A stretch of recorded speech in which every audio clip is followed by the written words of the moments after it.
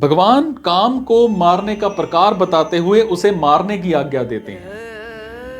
इसलिए हे भरतवंशियों में श्रेष्ठ अर्जुन, तू सबसे पहले इंद्रियों को वश में करके इस ज्ञान और विज्ञान का नाश करने वाले महान पापी काम को अवश्य ही बलपूर्वक मार डाल। इंद्रियों को विषयों में भोग बुद्धि से प्रवृत्त ना होने देना, अपितु केवल निर्वाह बुद्धि से अथवा साधन बुद्धि से प्रवृत्त होने देना ही उनको वश में करना है। मतलब है कि इंद्रियों की विषयों में राग पूर्वक प्रवृत्ति ना हो और द्वेष पूर्वक निवृत्ति हो। राग पूर्वक प्रवृत्ति और द्वेष पूर्वक निवृत्ति होने से राग द्वेष पुष्ट हो जाते हैं और ना चाहते हुए भी मनुष्य को पतन की ओर ले जाते हैं। इसीलिए प्रवृत्ति और निवृत्ति अथवा कर्तव्य और अकर्तव्य को जानने के लिए शास्त्र ही प्रमाण है और शास्त्र के अनुसार कर्तव्य का पालन और अकर्तव्य का त्याग करने से इंद्रियां वश में हो जाती हैं। और काम को मारने के लिए सबसे पहले इंद्रियों का नियमन करने के लिए कहने का कारण यह है कि जब तक मनुष्य इंद्रियों के वश में रहता है तब तक उसकी दृष्टि तत्व की ओर नहीं जाती, और तत्व की ओर दृष्टि गए बिना अर्थात तत्व का अनुभव किए बिना काम का सर्वथा नाश नहीं होता और मनुष्य की प्रवृत्ति इंद्रियों से ही होती है। इसीलिए वो सबसे पहले इंद्रियों के विषयों में ही फंसता है, जिससे उसमें उन विषयों की कामना पैदा हो जाती है। कामना सहित कर्म करने से मनुष्य पूरी तरह इंद्रियों के वश में हो जाता है और इससे उसका पतन हो जाता है। परंतु जो मनुष्य इंद्रियों को वश में करके निष्काम भाव पूर्वक कर्तव्य कर्म करता है उसका शीघ्र ही उद्धार हो जाता है। जैसे ब्राह्मण के स्वाभाविक कर्मों के अंतर्गत ज्ञानम पद शास्त्रीय ज्ञान के लिए ही आया है, परंतु यहां प्रसंग के अनुसार ज्ञान का अर्थ विवेक मतलब कर्तव्य अकर्तव्य को अलग अलग जानना या जान लेना ही उचित प्रतीत होता है। विवेक और तत्व ज्ञान दोनों ही स्वतः सिद्ध हैं। तत्व ज्ञान का अनुभव तो सबको नहीं है, पर विवेक का अनुभव सभी को है। मनुष्य में ये विवेकी विशेष रूप से है। और अर्जुन के प्रश्न, मनुष्य ना चाहता हुआ भी पाप क्यों करता है, इसमें सिद्ध होता है कि गृहस्थ जीवन ठीक नहीं। इसमें सिद्ध होता है कि मनुष्य में विवेक है और इस विवेक से ही वो पाप और पुण्य दोनों को जानता है और पाप नहीं करना चाहता। पाप ना करने की इच्छा क्या करती है? पाप ना करने की जो इच्छा है वो विवेक के बिना नहीं होती, परंतु ये काम उस विवेक को ढक देता है और उसको जागृत नहीं होने देता। विवेक जागृत होने से मनुष्य भविष्य पर अर्थात परिणाम पर दृष्टि रखकर ही सब काम करता है, परंतु कामना से विवेक ढक जाने के कारण परिणाम की ओर दृष्टि ही नहीं जाती।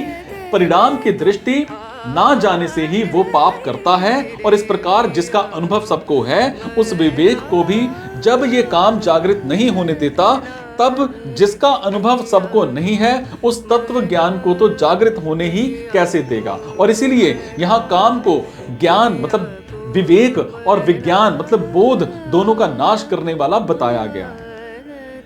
वास्तव में ये काम मतलब ज्ञान और विज्ञान का नाश मतलब अभाव नहीं करता, हालांकि उन दोनों को ढक देता है अर्थात प्रकट नहीं होने देता। उन्हें ढक देने को ही यहां उनका नाश करना कहा गया है, कारण कि ज्ञान विज्ञान का कभी नाश होता ही नहीं। नाश तो वास्तव में काम का ही होता है। और जिस प्रकार नेत्रों के सामने बादल आने पर बादलों ने सूर्य को ढक दिया ऐसा कहा जाता है, पर वास्तव में सूर्य नहीं ढका जाता, आपके नेत्र ढके जाते हैं। इसी तरह से कामना ने ज्ञान विज्ञान को ढक दिया ऐसा कहा तो जाता है, पर वास्तव में ज्ञान विज्ञान ढके नहीं जाते, बुद्धि ढकी जाती है।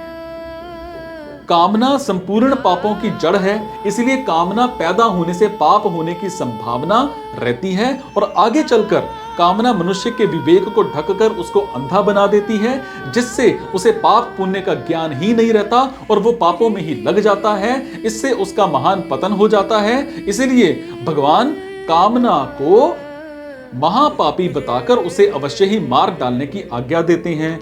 गृहस्थ जीवन ठीक नहीं, साधु हो जाए, एकांत में चले जाएं, ऐसा विचार करके मनुष्य कार्य को तो बदलना चाहता है, पर कारण कामना को नहीं छोड़ता, उसे छोड़ने का विचार ही नहीं करता। अगर वो कामना को छोड़ दे तो उसके सब काम करने अपने आप ठीक हो जाएं। अब जब मनुष्य जीने की कामना और अन्य कामनाओं को रखते हुए मरता है, तब वो कामनाएं उसके अगले जन्म का कारण बन जाती हैं। मतलब ये है कि जब तक मनुष्य में कामना रहती है, तब तक वो जन्म मरण रूप बंधन में पड़ा रहता है। इस प्रकार बांधने के सिवाय कामना और कुछ काम नहीं आती। जब मनुष्य का जड़ पदार्थों की तरफ आकर्षण होता है, तभी उसकी कामना पैदा होती है, और कामना पैदा होते ही विवेक दृष्टि दब जाती है और इंद्रिय दृष्टि की प्रधानता हो जाती है। इंद्रियां मनुष्य को सिर्फ शब्दादि विषयों के सुख भोग में ही लगाती हैं। पशु पक्षियों की भी प्रवृत्ति इंद्रियों से मिलने वाले सुख तक की ही रहती है, परंतु कामना से विवेक ढक जाने के कारण मनुष्य इंद्रिय जन्य सुख के लिए पदार्थ की कामना करने लगता है, और फिर पदार्थों के लिए रुपयों की कामना करने लगता है। और इतना ही नहीं, उसकी नजर, उसकी दृष्टि रुपयों से भी हटकर रुपयों की गिनती मतलब संग्रह में हो जाती है। फिर वो रुपयों की गिनती बढ़ाने में ही लग जाता है। निर्वाह मात्र के रुपयों की अपेक्षा उनका संग्रह ज्यादा पतन करने वाला है, और संग्रह की अपेक्षा भी रुपयों की गिनती महान पतन करने वाली है। और गिनती बढ़ाने के लिए वो झूठ, कपट, धोखा, चोरी आदि पाप कर्मों को भी करने लग जाता है, और गिनती बढ़ने पर उसमें अभिमान भी आ जाता है, जो आसुरी संपत्ति का मूल है। और इस प्रकार कामना के कारण मनुष्य महान पतन की ओर चला जाता है। इसीलिए भगवान इस महान पापी काम का अच्छी तरह नाश करने की आज्ञा देते हैं।